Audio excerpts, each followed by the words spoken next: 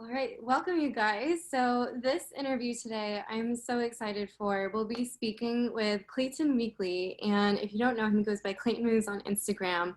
And I've been following him for a long time, and I'm just constantly blown away by the insights this man has to offer. So I could probably prattle on for a while about what he does, but I'd rather just give him the floor space to explain it himself. So why don't you just introduce yourself and tell us a little bit about what you do and how you got here.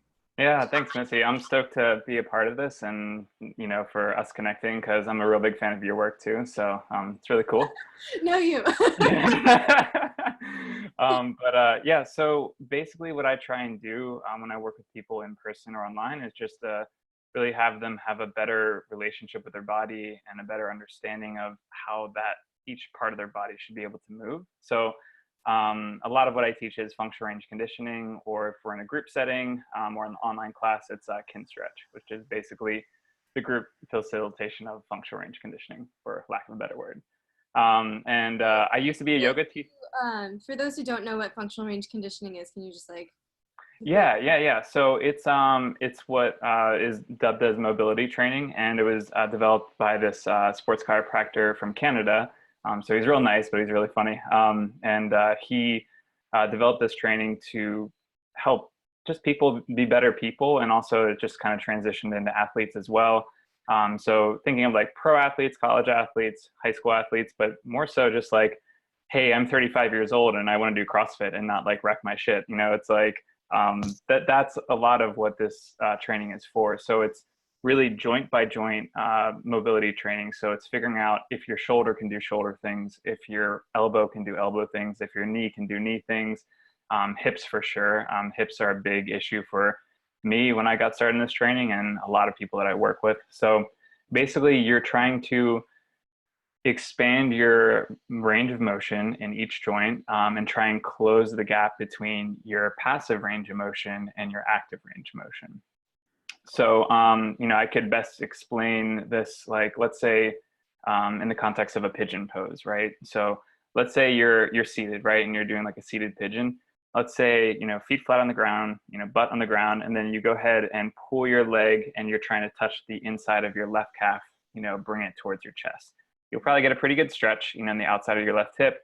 But the thing is, you're passively pulling, yanking that part of your body into that position, and you're not really using your meat suit to get you there. You're not using your muscles, your own force that you can generate to get you into that position. So the minute that, like, if I count down from 3 and have you let go of that leg and you would try and hold that position, that thing would probably snap away like a rubber band. Like, it'd like fly away from your body and just, you wouldn't be able to hold that position. So that's the gap between active and passive ranges of motion. So it's not a problem to have passive ranges of motion. That's totally fine. Stretching is still very healthy for your body to do. But if all you're doing is just hanging out in passive ranges of motion and never developing the strength in those end ranges, then you're going to have a bad time. You're going to have a higher risk of injury. And basically, if you can shrink that gap, close the bridge between your active and passive ranges, you're going to move a lot better. You're going to be stronger. You're going to be more resilient and less risk of injury. Wow, that's amazing, and thanks for that great explanation too. So how did you get into this area? Like, how did you go from maybe never having a practice or having like a task or sports oriented practice to Mhm. more into mobility training? Yeah. So just to give context for everyone listening or watching, so I'm 30, just turned 30. Yep. So I was like an athlete growing up, and I swam, I played soccer, and I basically just used and abused my body, pretty hard. And I developed a pretty bad back injury, like herniated a disc really bad. And then, because you're young, you're resilient, you go to PT, chiropractor, massage, and then you're just kind of better, right? You're young. But as you get older, your tissues take a little bit more time to adapt and change. So fast forward until I was like in my mid 20s, and I was working a desk job and just started having really bad pains, like in my hips, my lower back. I would have random spasms, like just doing nothing. And then I had started having like referred sciatic nerve pain, just like I couldn't sit for longer than 2 minutes. I couldn't stand for longer than, like, everything was just awful. Like I couldn't sit in a car for 40 minutes. Like if I was driving through LA traffic, like just kill me, you know, like I would have, I wouldn't have been able to handle that. Things with like long car rides, flights, like, so it was really robbing me of my love of movement and, you know, the joy that I found in, you know, being active. And so like, I was really depressed. It really kind of destroyed a lot of my, you know, well-being. And then so I tried to figure my stuff out. I tried to solve my back pain, and that's how I got into yoga. And yoga, you know, put a couple of the pieces together, but I still felt like I was missing some. And then I, you know, on Instagram, just scrolling, and I kind of stumbled across probably Hunter, I don't know, for someone, you know, Hunter Fitness, or, you know, someone in the FRC world. And I saw some stuff and I was like, huh, like that's interesting. And then you just try and, on a surface level, try and imitate it. And it was just like, yeah, I still don't know what the hell I'm doing. Like, you know, I thought I knew what I was doing and I didn't.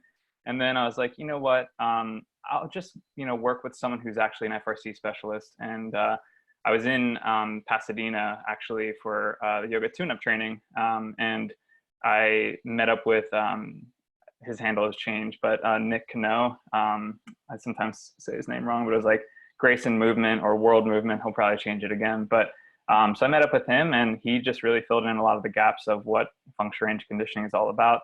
And then I just signed up for the seminar, and then kind of the rest is history. And I really didn't have the intention of actually becoming a teacher or a trainer or a coach. I was just like, I just wanted to get out of pain, you know, like for very selfish reasons. I just wanted to like feel better.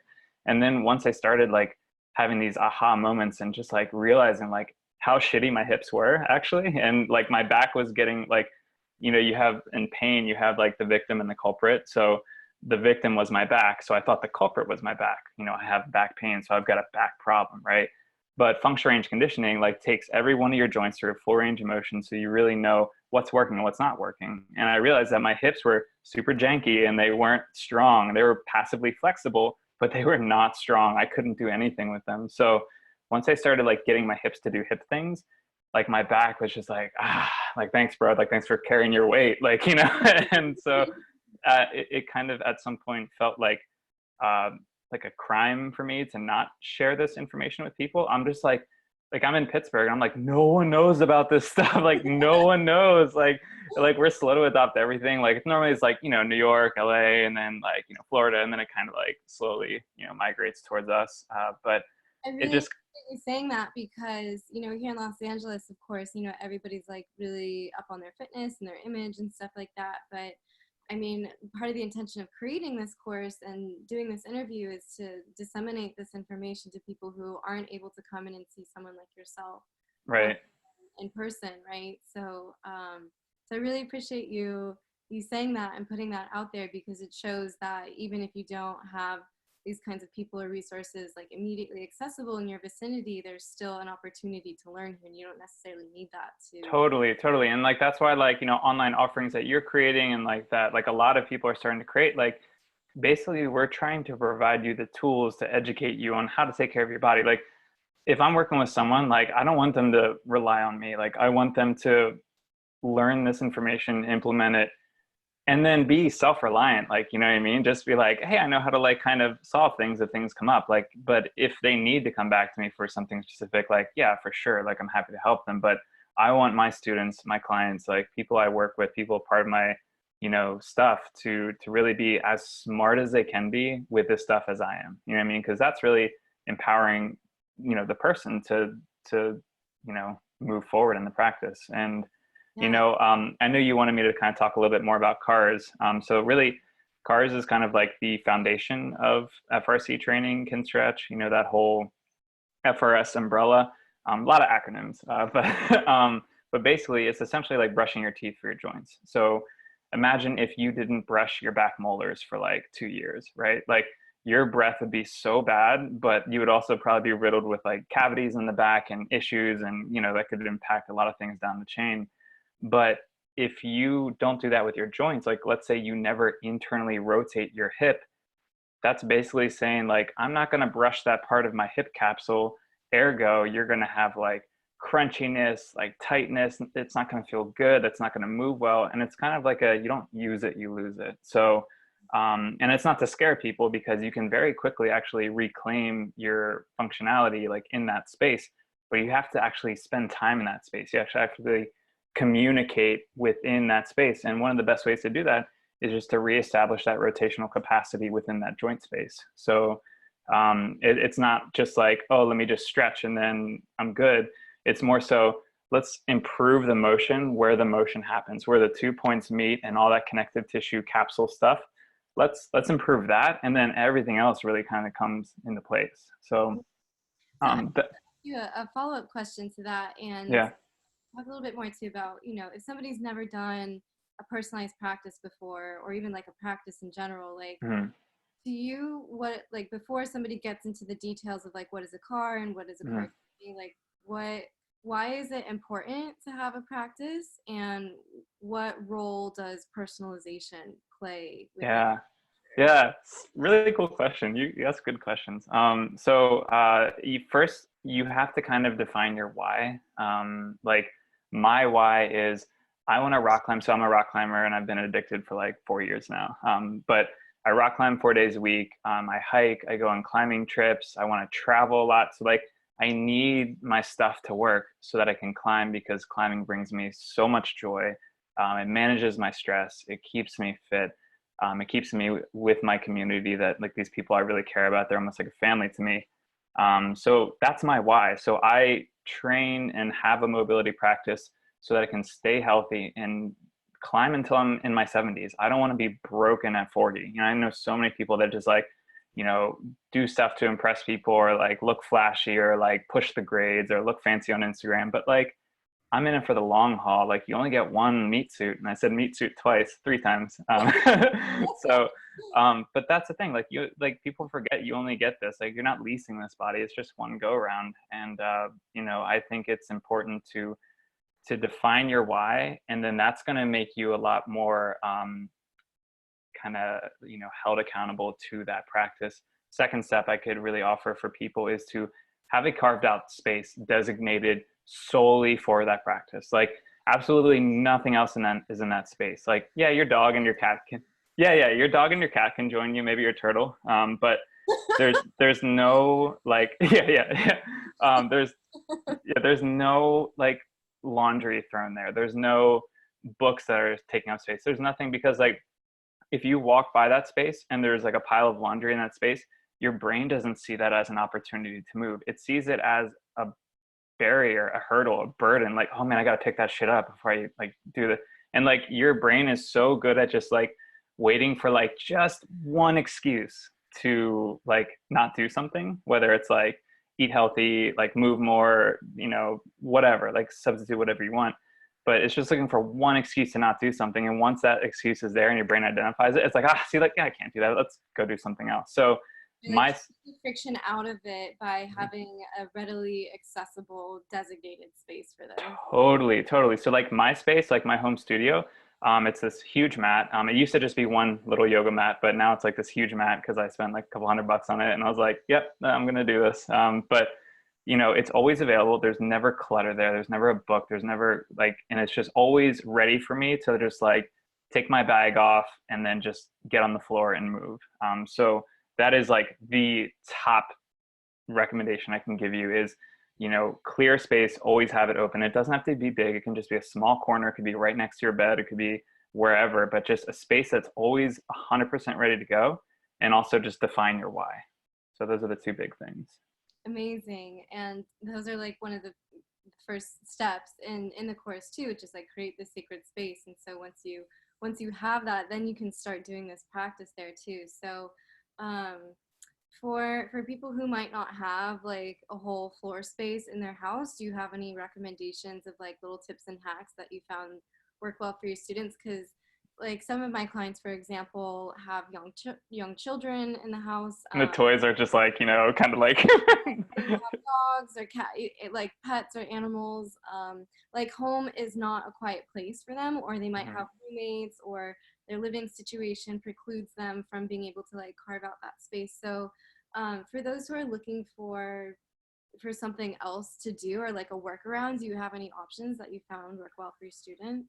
So, that's a good question. I haven't had to like personally run into that with like any of my students. I've had people have like very, very cramped spaces, or, like like kind of noisy like roommates or situations going on. But yeah, because I guess my practice, like I have a meditation practice myself, but I don't like coach other people in meditation. Like my primary like objective is to like get people just to understand their bodies better and then move said body better.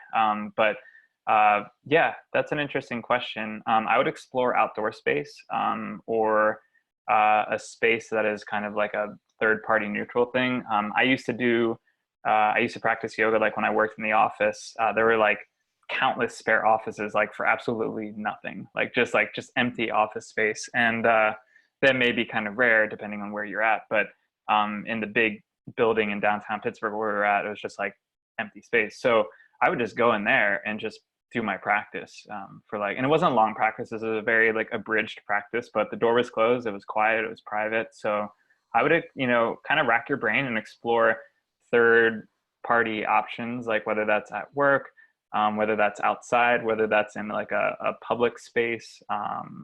You can get creative. Park or something. Or Yeah, exactly. okay, Yeah. cool.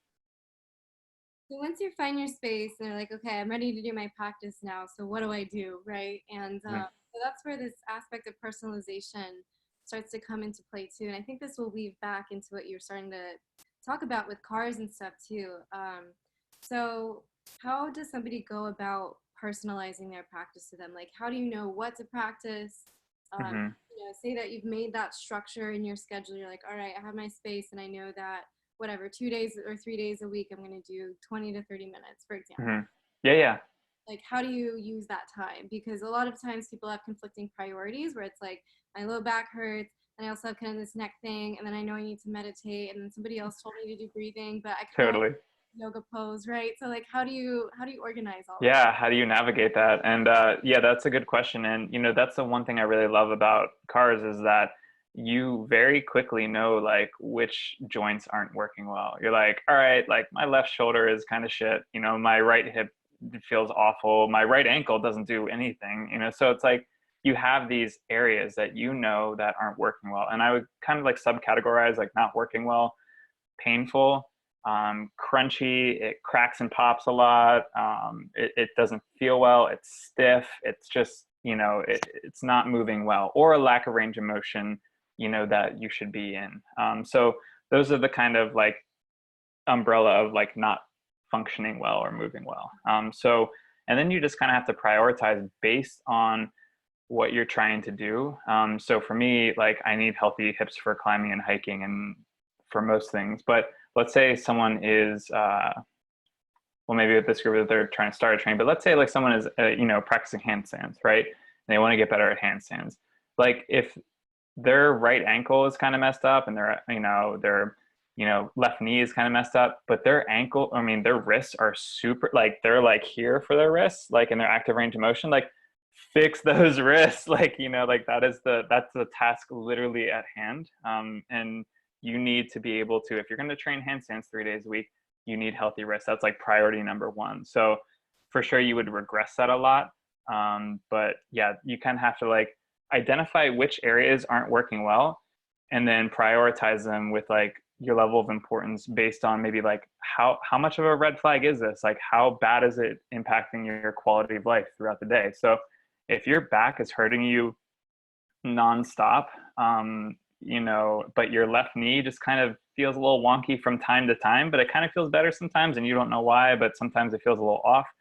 If that back is like taking up so much of your, conscious, subconscious, like RAM, of your brain, and it's impacting you with the like stress levels and cortisol, let's focus on that back and that hip, right? The knee can wait, right? So even though like, you need to improve that knee, focus on the area that's like the biggest fire. And really with like doing your cars, you can really figure out which joints aren't working well, prioritize them, and then just try and like, hit the heavy hitters first. So, I know that if I improve my hips, that's like the middle part of your body, right? That's like, so above and below are impacted if your hips aren't really working well in terms of like unique compensation patterns. So I every person I work with, like their hips can improve for sure. So that's normally where I start with myself, and then I kind of like work on my spine, and then I work on my shoulders because of climbing. So Yeah, it always sounds like the three biggest areas I run into with my students as well is hips, spine, and shoulders. And so I'll say the same thing as usually we'll work from the ground up. So if something's Hmm. going on in the feet or the low back, it's like we need to get the hips and the ankles and knees working properly. And then usually some of the upper body stuff will start to resolve on its own because it's Hmm. not stressed by that. But if there's still something remaining after that, then we can go into it. So it sounds like you're saying,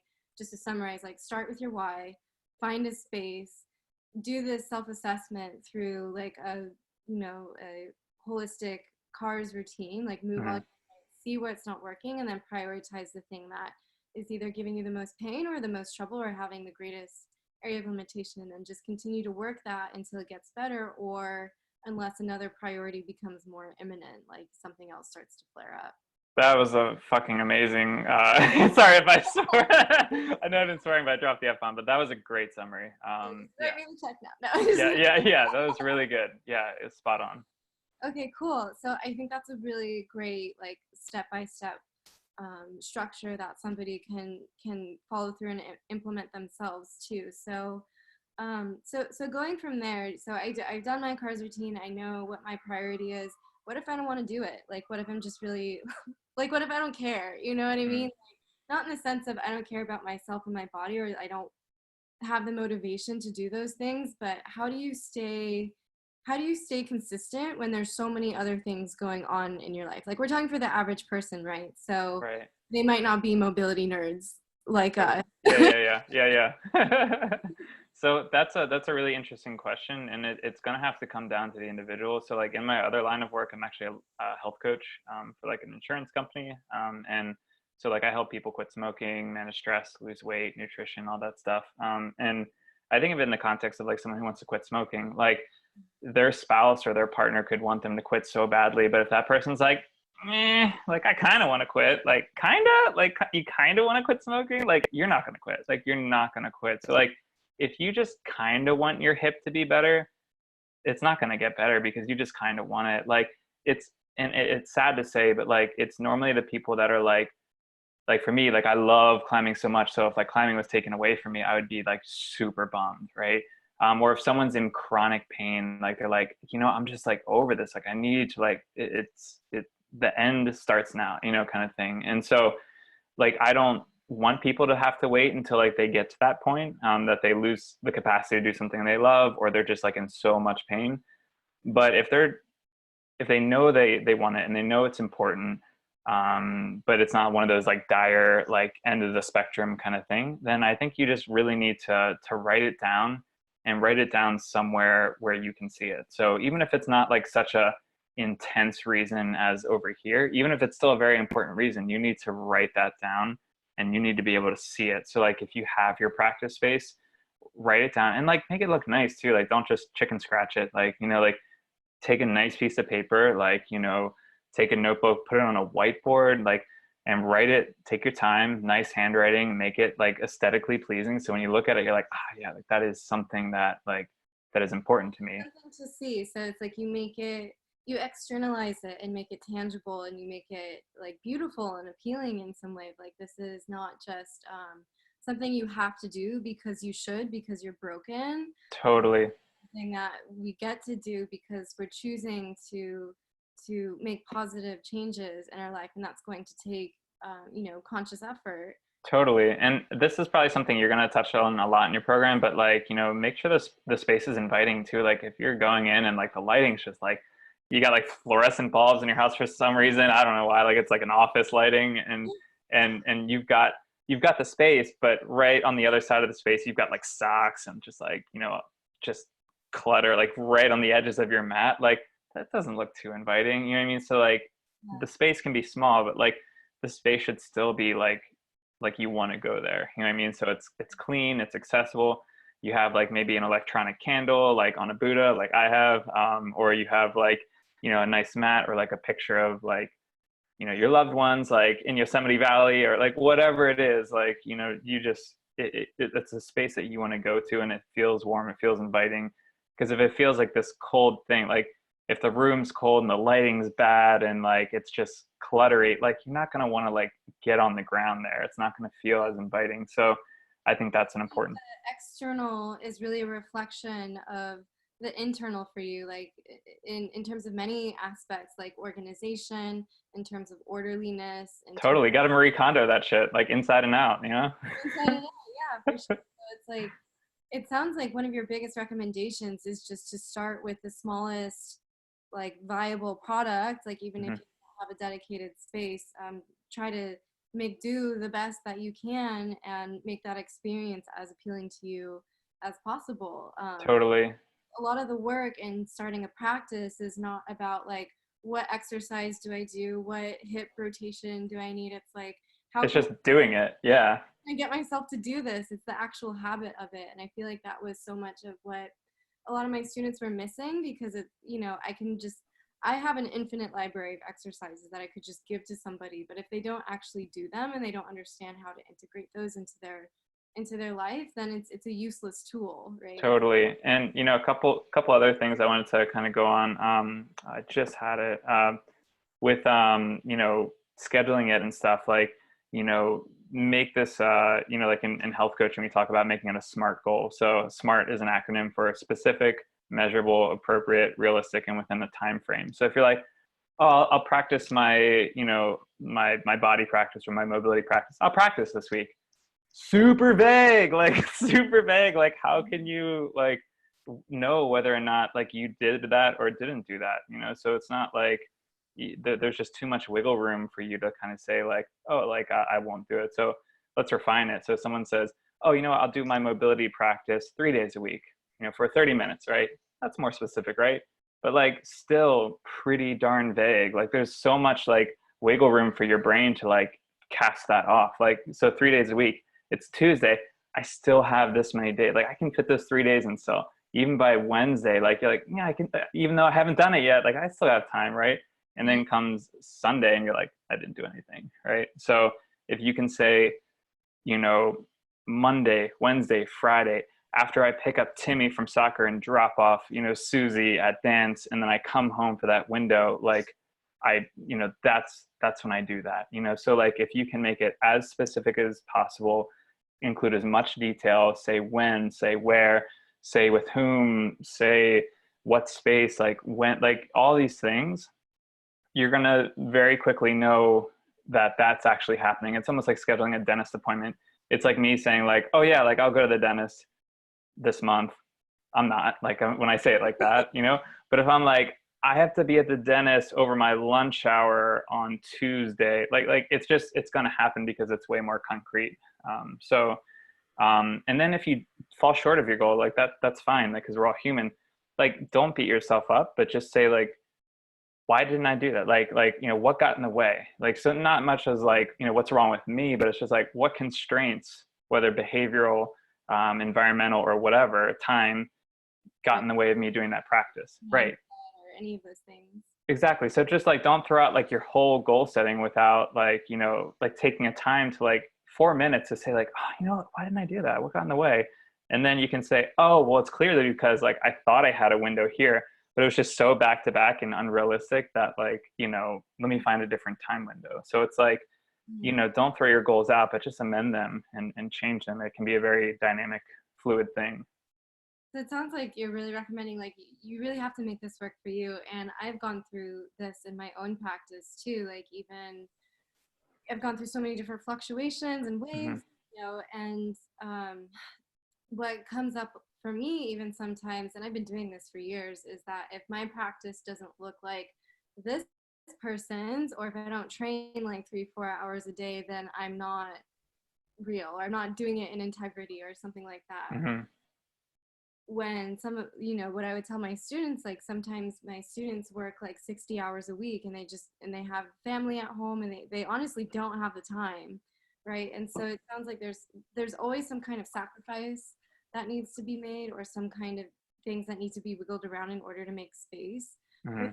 your life. And then I made those same mistakes that you mentioned, which is like, oh, I'm going to do mobility, like whatever, 30 minutes 3 times a week. And then it just never happened. And I'm like, Mm-hmm. what's wrong with me? Like, I shamed myself so hard on this, and practice then became something that I just didn't want to do. And I got into a really big like mental block around it because I just wasn't excited about it anymore. And I guilted myself for not feeling excited about it because I'm like, oh, I do this for a living. Like I should do this, you know? Right, right, totally. And there's like all these layers, and I find it so easy to go down that rabbit hole of what is your relationship to your practice and how can we keep this as simple and straightforward as possible, Hmm. because whenever I did finally get myself to the mat or to the park or wherever it was, like I just started moving and like my body knew what it wanted.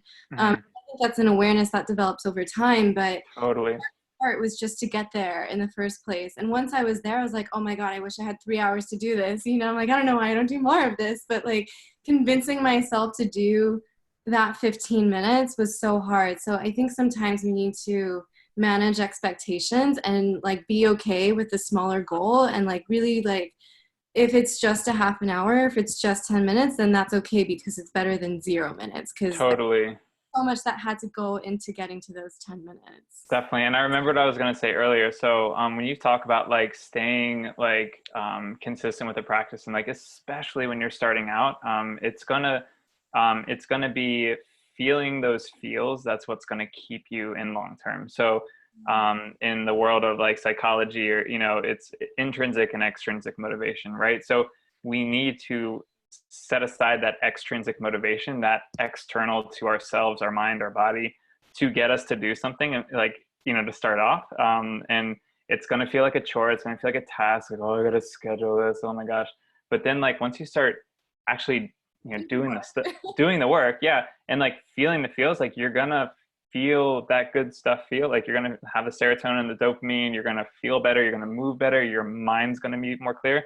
That's the stuff that keeps you doing it, right? Like all the information in the world, all like the education, all the videos in the world, like it's not going to stay consistent until you actually do the practice and like intrinsically feel the positive benefits of it. That's what's going to keep you coming back. So I mean, start with the extrinsic, like set up the parameters, set the schedule, set the space, set the time, set the intention, and then do the thing, do the damn thing, and spend time in there. And then you're just going to feel better. Like even if it is 10 minutes, like if it's 10 minutes of like rotating your joint in its capsule and having a conversation with that part of your body, engaging all the muscles around that space, like moving, breathing, you're going to start to get it, and you're going to start to prioritize it after you feel that kind of stuff.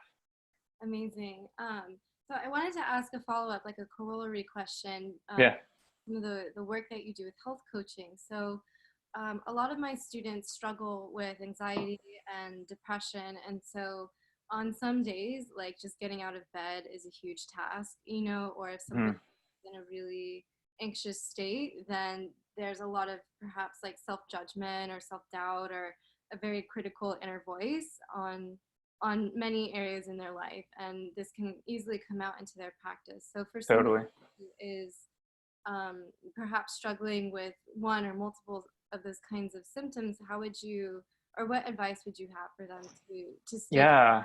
when they get So spaces? totally. So I actually made an Instagram TV about this like a little while back. So like people can scroll back and find it. But I have like a green bro tank on, and it says like what to do with like depression and apathy. And so it's like a 4 or 6 minute video, but that's really good video to look at. But I'd say so. Like I deal with depression, I have for like most of my life, and more so recently with like starting multiple businesses and stuff, like anxiety, right? So that's fun.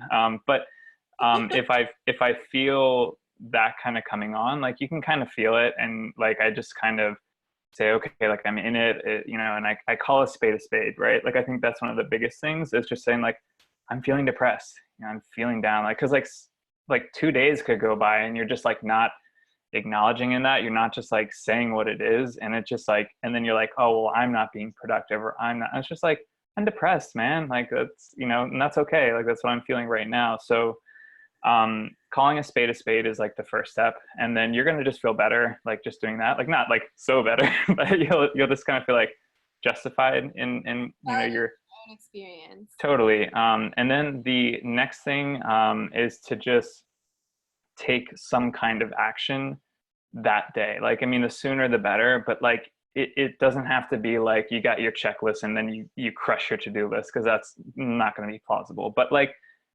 taking a shower when you didn't have to take a shower. Like that is one thing that like, okay, you took a 15-20 minute shower and you got dressed in like, human clothes and you're not just like, hanging out in pajamas, which is cool. But like, yeah, you felt a certain way and then you made a conscious choice to take action to change your current state. So it's not like you're solving your depression or you're solving your anxiety, but you're like saying, I feel this way, and it can feel like a lack of control. So like taking control back into your side of the corner and then just doing one thing. So it could be like going on a 20-minute walk. Yeah, so like just make it smaller and more manageable so it feels like a small Totally. Don't say like I'm gonna do like 50 pull-ups and 50 put like no, like just make it simple, like low-hanging fruit, like make it realistic and like give yourself a win.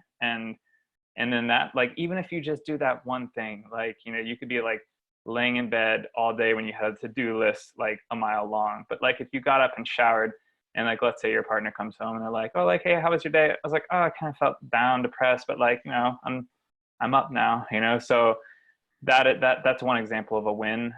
Or just doing even just one thing off your to-do list. So like you've got the to-do list that's like 10 items long. Just do one thing and then just go watch an episode of New Girl, something like like that's what I do. Yeah, so it's like not it like small smart goals, but small enough so they feel realistic, right? Like Mm-hmm. you can achieve them even on days that you may be encountering some like inner turmoil, which we all do from time to time too. So Mm-hmm.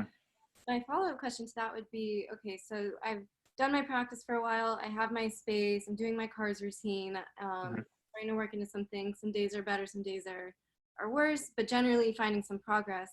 How do I know like when I need to shift my practice? Like what,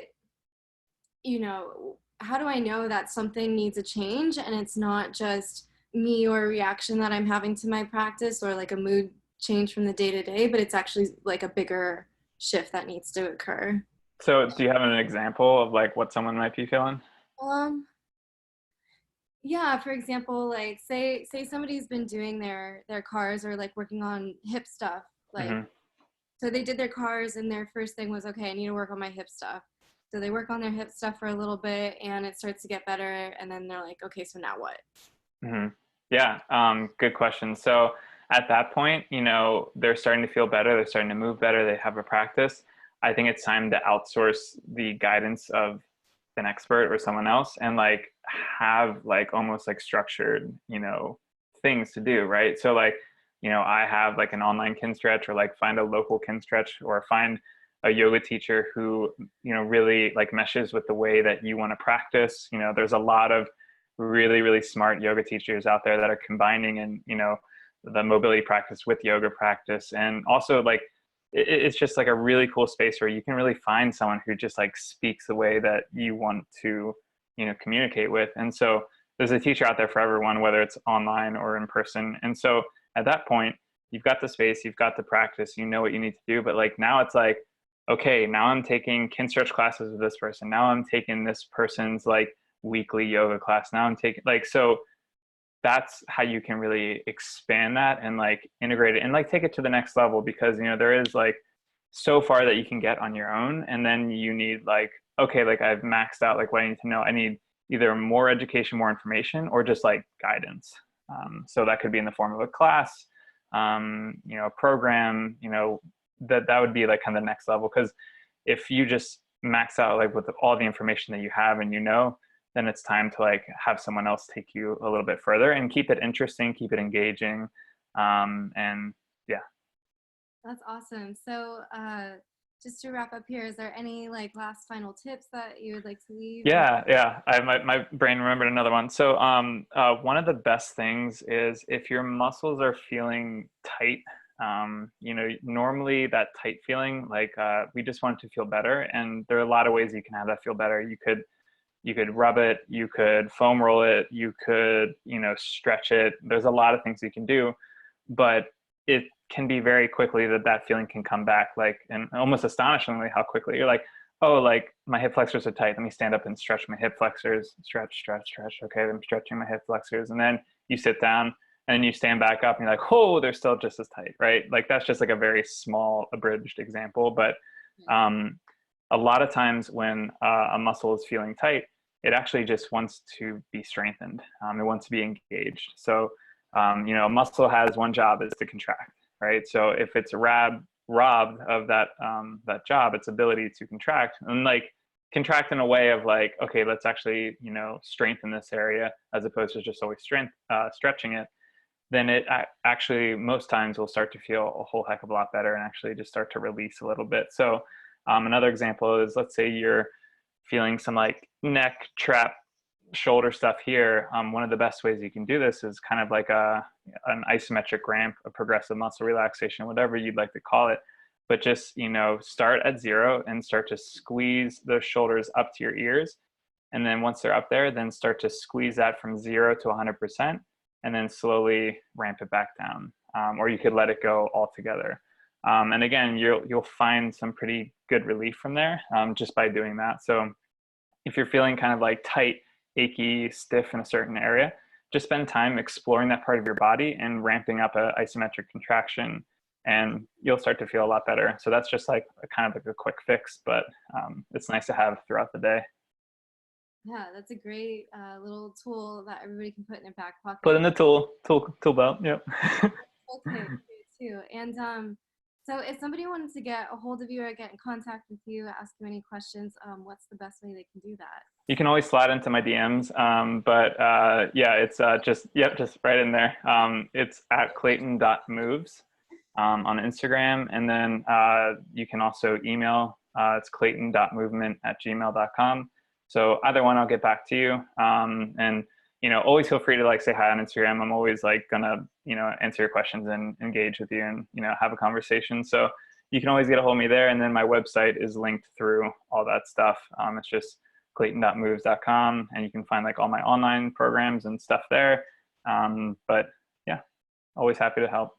Yes, and highly recommended. I've heard such great things about his program. So get on it, people. And Clayton, thank you so much for the time today, for being so generous and sharing all of your insights. This was really fun. I did not give him the course outline before we had this conversation, but you Yeah. taught So just kind of riffed it. Yeah. So thank you for that. And yeah, I hope you have an amazing rest of your day, and we'll chat soon. Yeah. Thanks, Missy. Looking forward to hanging out again. Okay, talk soon. Thanks, Clayton. Bye. Yep. See ya.